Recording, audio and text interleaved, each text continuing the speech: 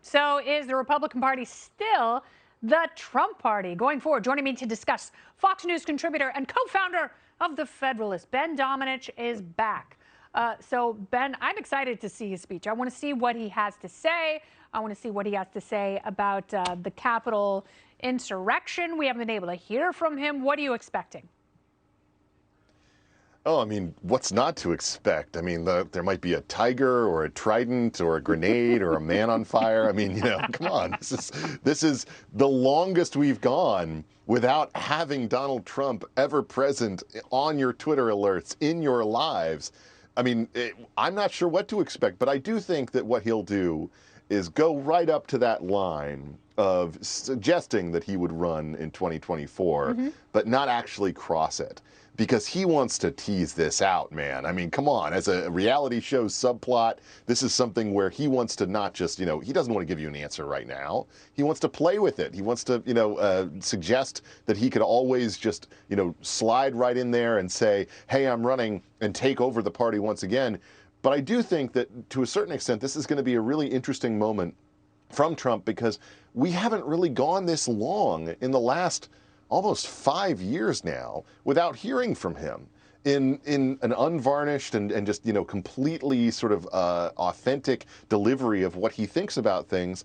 And I do think that the CPAC audience, one that he's historically very familiar with, is exactly the kind of place where he's going to do that. That makes it all the more interesting, and I'm very curious what we're going to hear. But I do think it's going to be something that's over the top, shocks people, surprises people, has politicians running to microphones and trying to defend themselves on any position that they take on the subject. I hope he rides a tiger in with a trident, and the trident itself is on fire. What about Pence? I read that he declined an invitation. Where does he fit in the Republican pantheon now?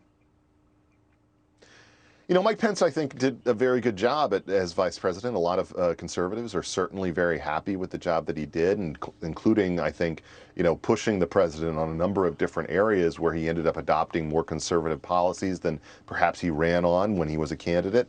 But I also think that, to a certain extent, Pence is someone who is very reluctant to force himself into the middle of a conversation.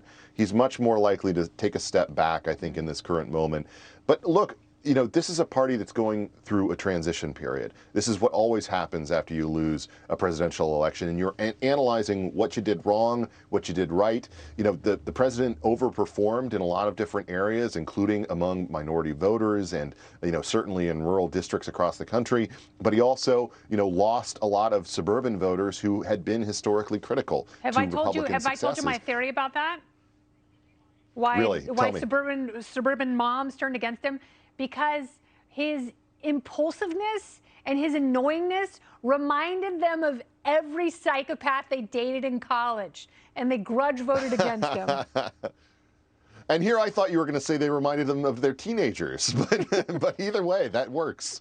No, but I think this is an interesting moment for the Republican Party, because they have, in many ways, the coalition that they've always wanted, one that is more working class, one that is traditional on lots of culture war issues, one that's engaged and active in a lot of different ways that they've liked to have, or that they've talked about trying to get when it came to the 2012 autopsy and other things. But can they actually seize this moment, build on that coalition? So let's say Trump doesn't run again. Who runs in 2024 as a Republican? Who can?